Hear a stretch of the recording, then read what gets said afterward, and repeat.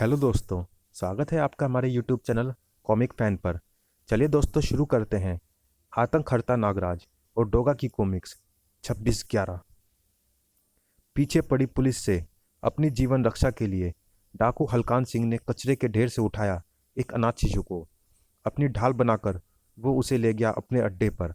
इतने जुल्मों सितम देखे और सहे उसने कि अब जख्म मिलने पर उसके मुंह से चीख भी नहीं निकलती। फिर वो पहुंचा मुंबई, जहां उसने अदरक चाचा, हल्दी चाचा, काली चाचा और धनिया चाचा से सीखी कई युद्ध कलाएं।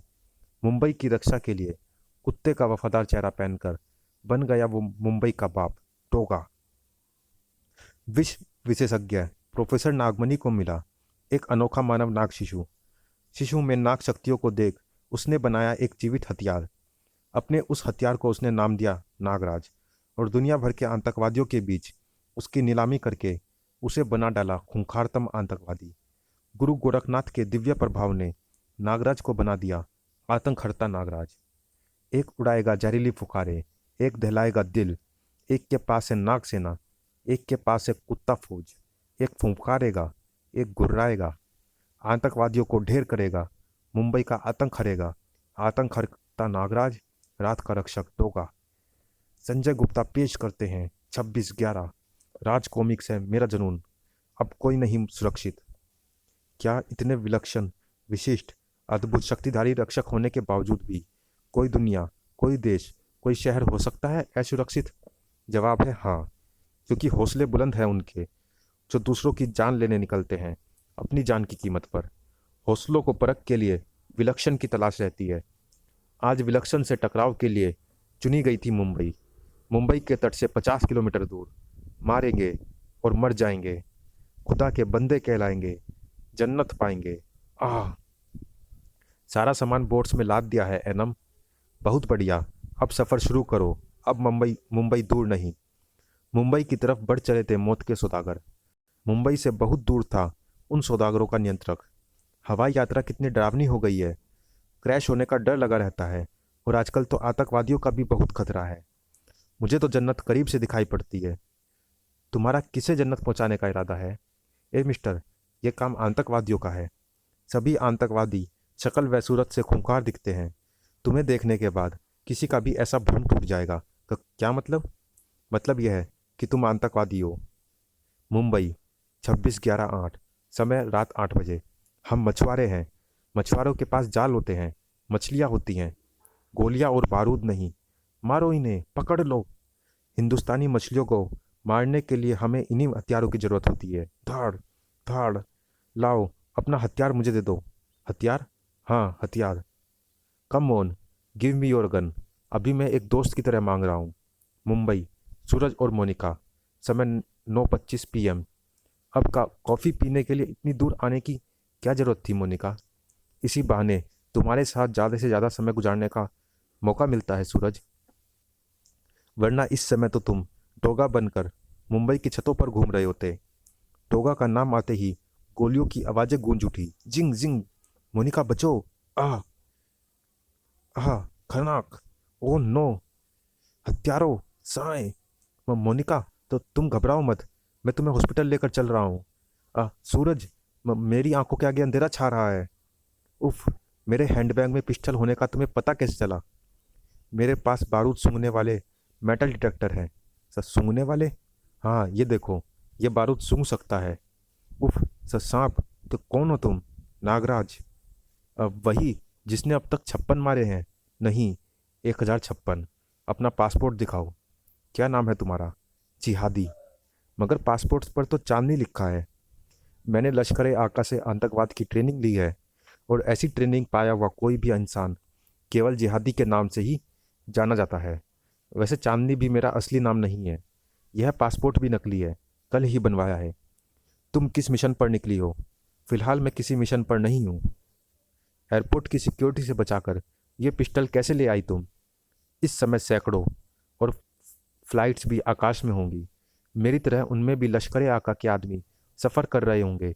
हम हर समय तैयार रहते हैं, हथियार बंद। आका का नेटवर्क इतना स्ट्रोंग है कि उसके आदमी दुनिया भर की सिक्योरिटी में शामिल है। वो हमें बेरोक टोक हथियार ले जाने देते हैं। आका के आदमी कहीं भी कभी भी हो सकते हैं। Mumbai, Chhatrapati Shivaji railway station. समय 9:25 PM। भून दो, हर ओर लाशें ही लाशें दिखनी चाहिए। जिंग जिंग जिंग जिंग। आह, काम हो गया। अब चलो। जिंग जिंग। क्यों बनी तुम आतंकवादी? अम्मी को ब्लड कैंसर है। मैं उन्हें लेकर मुंबई के टाटा मेमोरियल हॉस्पिटल जा रही हूँ।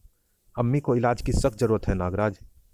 अम्मी के इलाज के लिए बहुत सारे पैसों की तुरंत ज़रूरत थी, और तुरंत पैसा कमाने के लिए मेरे सामने ऑप्शन नहीं थे। केवल एक ही रास्ता था, लश्कर ए आका। मैंने लश्कर को चुना। उन्होंने मुझे ट्रेनिंग दी और साथ ही ढेर सारा पैसा। नागराज, अब उनके इलाज के बाद मुझे जो भी मिशन सौंपा जाएगा मैं उसे पूरा करूंगी, अपनी जान देकर भी। फिलहाल सूरज अपनी जान की हिफाजत में जुटा था। आपकी मंगेतर का खून काफ़ी निकल गया है मिस्टर सूरज, लेकिन आप फिक्र न करें, हम सब संभाल लेंगे। मुझे मुंबई की फिक्र है, मुंबई वासियों की फिक्र है, जिनकी नज़रें अब किसी को तलाश रही होंगी, अपने रक्षक डोगा को। लियोपोल्ड रेस्तरां के बाद Chhatrapati Shivaji terminal railway station पर 2 आतंकवादियों द्वारा की गई गोलाबारी में 50 मरे, 100 घायल। 50 मरे, 100 घायल।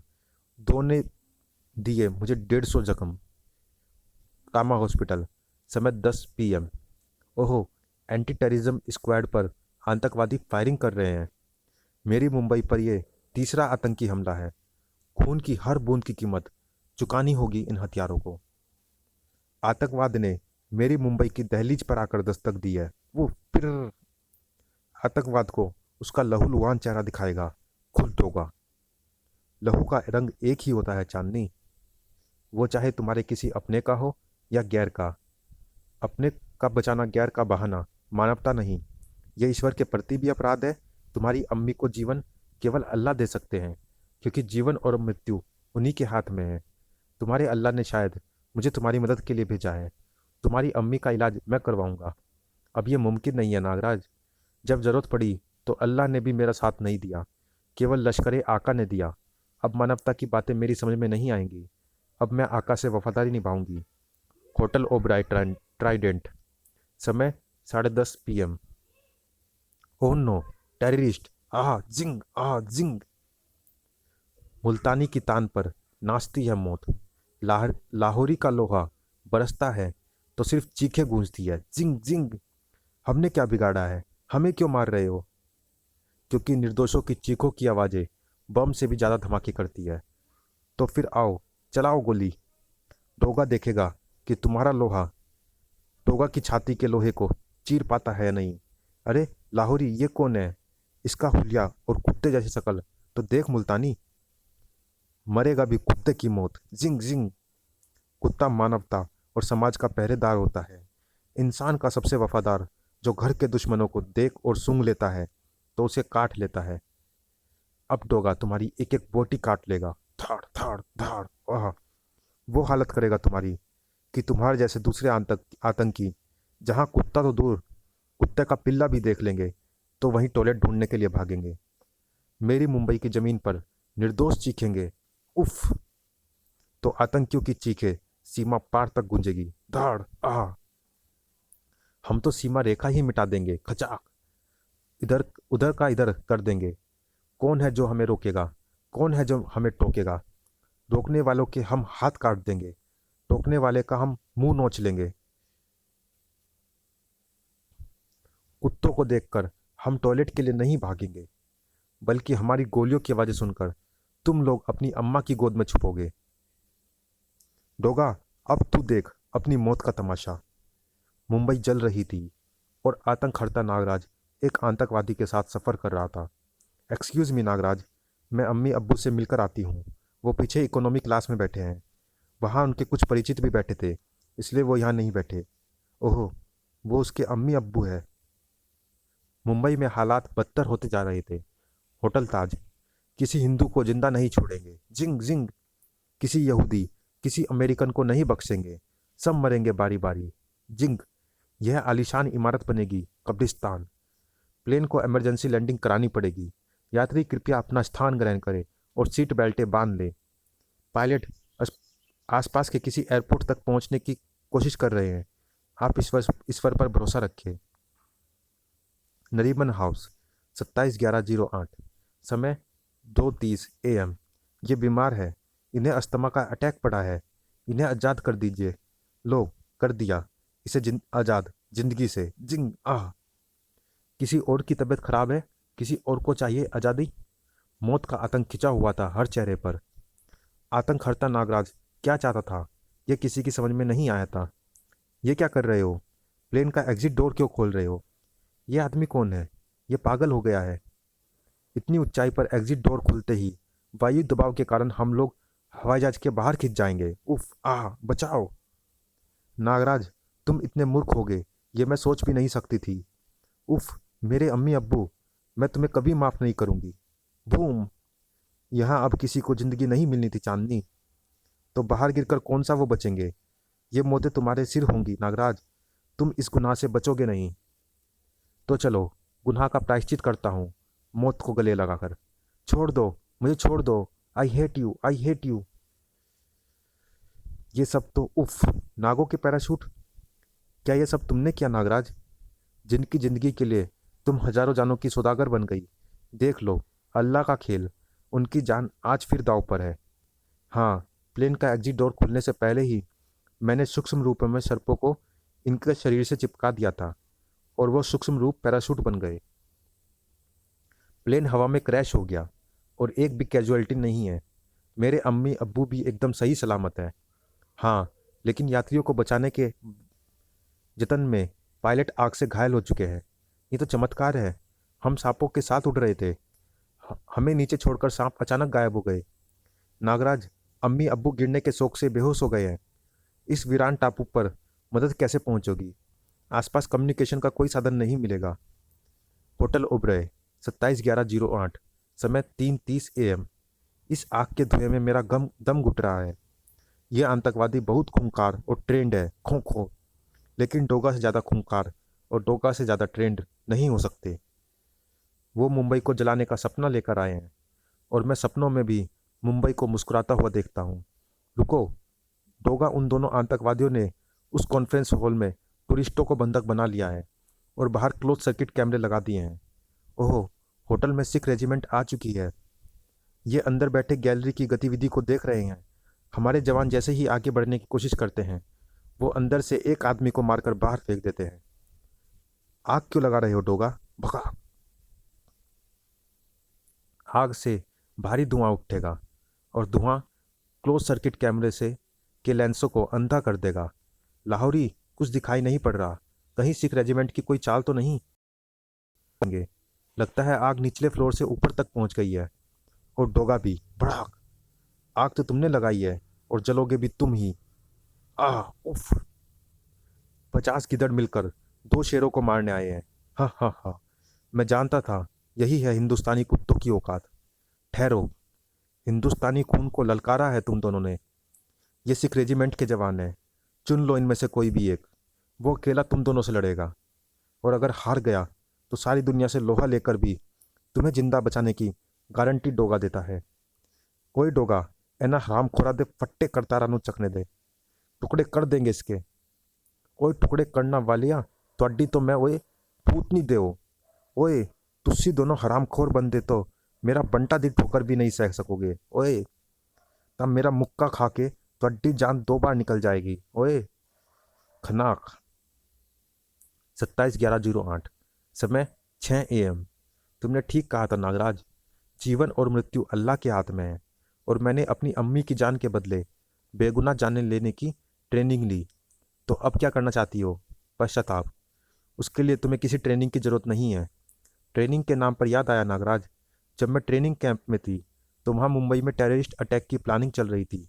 वहाँ 26/11 को मुंबई में जलजला मचा देने की योजना बनाई जा रही थी। 26/11 तो कल थी।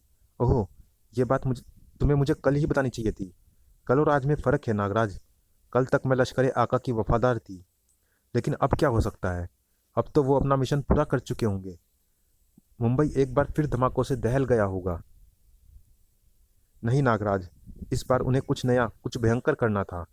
वो पूरी मुंबई को कब्जे में लेने के लिए तैयार किए जा रहे थे। लेकिन हम इस वीराने में फंसे हुए हैं जब तक कोई रेस्क्यू टीम हमें नहीं ढूंढ निकालती हम कुछ नहीं कर सकते। नागराज, तुम कुछ कुछ भी कर सकते हो। तुम्हारे मुंह से निराशाजनक बातें शोभा नहीं देती। यहाँ से निकलने का कोई रास्ता खोजो। तुम ही हम सबको और मुंबई को बचा सकते हो। मुझे कैसे भी निकटतम एयर ट्रैफिक कंट्रोल सेंटर से संपर्क बनाना होगा। उसके लिए चाहिए कोई रेडियो सिस्टम, और वो हमें मिल सकता है उस जलते एरोप्लेन में। अगर वो सिस्टम सही सलामत हुआ तो। शीतनाग, इस आग को शीघ्रता से बुझाओ। यहाँ सब कुछ जल चुका है। कोशिश करके देखता हूँ कि रेडियो काम कर जाए और एयरक्राफ्ट इमरजेंसी फ्रीक्वेंसी 121.5 मेगाहर्ट्ज़ पर सेट हो जाए। नहीं चांदनी, कुछ नहीं हो सकता। मैंने मेडे मैसेज तो भेज दिया, लेकिन संपर्क नहीं बन पा रहा है। एक रास्ता अभी भी है नागराज। लश्कर ए आका ने मुझे एक सैटेलाइट फ़ोन दिया था। प्लेन के लगेज सेक्शन में उसे ढूंढा जा सकता है। लगेज सेक्शन जहाँ की लपटों को शीतनाग बुझा चुका था। यहाँ सब उलट पुलट हो चुका है। आग और पानी के कारण पहचान असंभव हो गई है। तुम अपना लगेज कैसे ढूंढ पाओगे? मैं नहीं ढूंढ पाऊंगी नाराज। यह काम तुम कर सकते हो। मेरे लगेज में पिस्टल की एक्स्ट्रा मैगजीन भी थी। समझ गया। लो, मेरे जासूस सर्पों ने तुम्हारा लगेज ढूंढ निकाला है। सैटेलाइट फ़ोन वाटर प्रूफ और फायर प्रूफ बॉक्स में बनता। वह ज़रूर काम करेगा। कुछ ही देर बाद international civil aviation organization, united nations. मैं नागराज, मुझे फ़ौरन एक हेलीकॉप्टर की ज़रूरत है। टेरर अटैक ने पूरी मुंबई को झकझोर कर रख दिया था। 27/11/08, समय 11 PM। 36 घंटे के ऑपरेशन पराक्रम के बाद होटल ओबराई में सिख रेजिमेंट के कमांडोज ने दोनों आतंकवादियों को मारकर सभी बंधकों को छुड़वा लिया है। लेकिन नरीमन हाउस, जिंग जिंग जिंग और होटल ताज पर अभी तक आतंकवादियों में मुठभेड़ जारी है। जिंग जिंग जिंग। होटल का स्टाफ कुछ गेस्ट को सुरक्षित होटल की किचन में ले आया था, लेकिन खोलो, हमें पता है तुम अंदर छुपे हो। खोलो, वरना बम मारकर दरवाज़ा तोड़ देंगे। हम 5 स्टार होटल में भी सुरक्षित नहीं हैं। पता नहीं किस घड़ी में हम लोगों ने इंडिया ट्रैवल का विचार किया था। आप लोगों ने अभी तक अमेरिका देखा होगा, यूरोप देखा होगा। चलिए दोस्तों, इस भाग में इतना ही। मिलते हैं इसी कॉमिक्स के अगले भाग में। तब तक के लिए धन्यवाद।